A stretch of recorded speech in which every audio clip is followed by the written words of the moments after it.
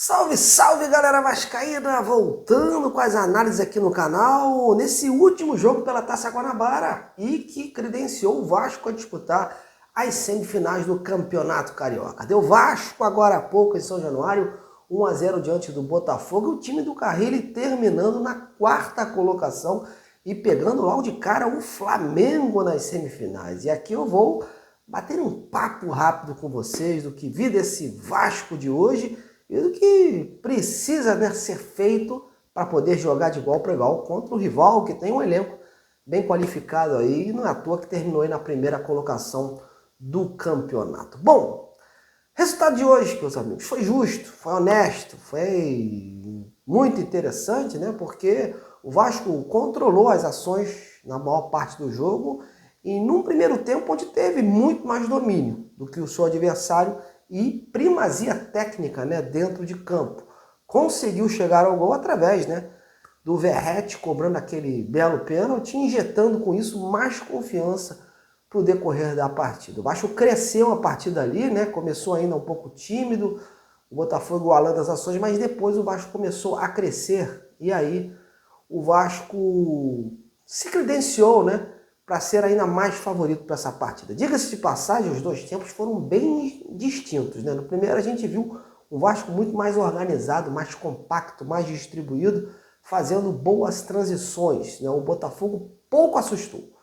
Já no segundo, uma discrepância. O Botafogo, claro, veio para cima, né? Foi obrigado a ir para cima, porque os resultados também não estavam ajudando, e a ele só interessava a vitória e torcer para os outros resultados aí combinarem. Mas o Vasco cometeu muitas falhas ali, né? Tanto na defesa como no ataque. O time deu mais liberdade ao Botafogo e se safou, inclusive, em algumas oportunidades de ter sido surpreendido por eles. Ao passo que também, lá na frente, o Vasco poderia ter matado a partida em alguns contra-ataques, né? Mas por erros individuais acabou desperdiçando essas chances. Mas também não tem como exigir muito desse Vasco atual do Fábio Carrilli, né? O elenco montado para este início deixou muito a desejar, né? Foram muitas lacunas não preenchidas e que evidenciaram aí as carências da equipe. Só um exemplo, né? Olha, hoje o Carrilli teve que botar um Pumita novamente de ponta, né? Fazendo ali aquela situação e com isso você percebe que a coisa não estava legal, né? E ele inclusive resolveu fazer as substituições nesse sentido. Então, prova de que não tem peças suficientes ali para fazer esse time rodar de uma outra maneira. Aliás, falando do Fábio Carrilli, ao meu ver, eu acho que ele demorou, né, muito a fazer as substituições. Visivelmente, algumas peças no segundo tempo ali, por volta dos 15 minutos, dos 10, a gente já observava que estavam mais abaixo fisicamente e não suportando ali aquela partida.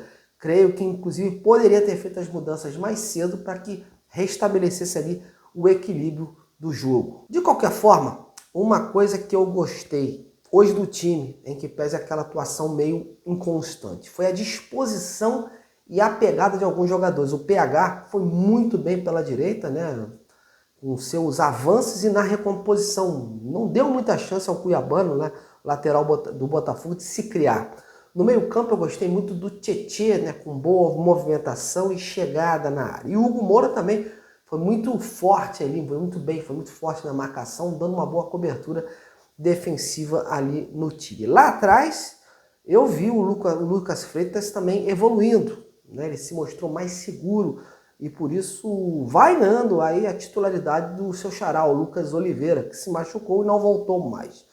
O time ainda tem margem para evoluir com a chegada dos recentes reforços e o que estão para chegar, mas óbvio que precisa taticamente ainda melhorar muito. Hoje a gente deixa passar porque foi um clássico, dependia também de uma combinação de resultados, a vitória era o que interessava, né? E num jogo desse, o resultado, né, acaba tendo um peso mais alto, né, maior do que a atuação do time.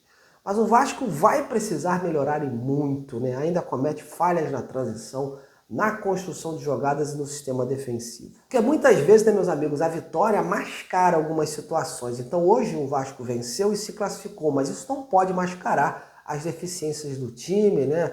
O time ainda precisa evoluir bastante e a gente tem que falar isso aqui porque é muito fácil a gente só apontar coisas boas nas vitórias e só falar as coisas ruins nas derrotas. Nas vitórias também a gente precisa fazer essas observações. Agora é contra o Flamengo, serão 2 jogos contra o rival, jogo difícil? Claro que sim, ainda mais pelo retrospecto dos 2 times e pelo abismo entre os 2 elencos. O Vasco vai ter que colocar aí, ó, competitividade na ponta da chuteira como diferencial para fazer prevalecer aí a sua possibilidade de ir às finais do Carioca. O favoritismo é todo deles, claro, pelo histórico, né? Mas o clássico é clássico. Já vi muito elenco inferior dando a resposta dentro de campo contra times tecnicamente melhores, inclusive contra o próprio Flamengo. Então, não sei se vai dar tempo aí de escrever os novos reforços, de repente, para a segunda partida assim, porque ainda tem a questão das burocracias aí de visto e tal, mas seria muito importante o Vasco já ter aí alguns novos jogadores à disposição do Fábio Carrilho, porque falta muita opção para reverter o jogo. Como eu falei, o lance do Pumbita que entrou hoje para substituir ali na frente lá o garoto Ryan. O Vasco ainda é um time carente de opções. Foi mal montado nesse início do ano e com isso foi obrigado a recalcular a rota nos acréscimos. Então será preciso nesses 2 próximos jogos evoluir ofensivamente e, claro, coletivamente. Enfim, deu Vasco. Isso que é o que importa, né? A gente ter uma semana mais tranquila, uma semana de confiança aí no grupo, né? E uma semana pro Fábio Carrilho aí poder aí identificar os erros, ajustar essa equipe aí e saber até onde pode ir, né, contra o Flamengo. O Vasco tem que aprender com os erros daquela partida contra o Flamengo, quando entrou muito mal, entrou com medo, receoso, defensivo, e ser aquele Vasco do segundo tempo, um Vasco mais tinhoso, um Vasco buscando ali, se esperando na grandeza do clube, né, e buscando evoluir, né, evoluir nessas adversidades aí que o elenco tem. O Vasco tem muitas carências ainda nesse elenco, como eu falei, e a semana a gente vai ter essas definições sobre os reforços, então vai ter mais gente chegando aí. Então a gente tem essa possibilidade, inclusive, do angolano aí, que está a um passo, né? Amanhã no boletim no canal eu vou trazer mais detalhes sobre esse assunto, e claro, sobre os reforços que o Vasco já garantiu, mas é o que eu posso dizer é isso, o Vasco tem que se superar, né? De botar um plus a mais aí para superar essas carências, essas limitações aí visíveis, e tempo suficiente o Carrilho vai ter nessa semana aí para consertar esse time e tentar botar aí uma engrenagem positiva contra o Flamengo. Bom, meus amigos, por hoje é só. Aqui foi uma pequena análise da classificação do Vasco para as semifinais do Campeonato Carioca, e você também pode comentar aí embaixo do vídeo para a gente poder interagir, né? Saber o que você achou dessa partida, o que precisa ser melhorado e se você está confiante aí para os 2 jogos contra o Flamengo. Agradeço a sua atenção, deixa o like, compartilhe o conteúdo do amigo aqui e me ajude também a aumentar o número de inscritos do canal. Amanhã eu estou de volta, meus amigos. Um grande abraço!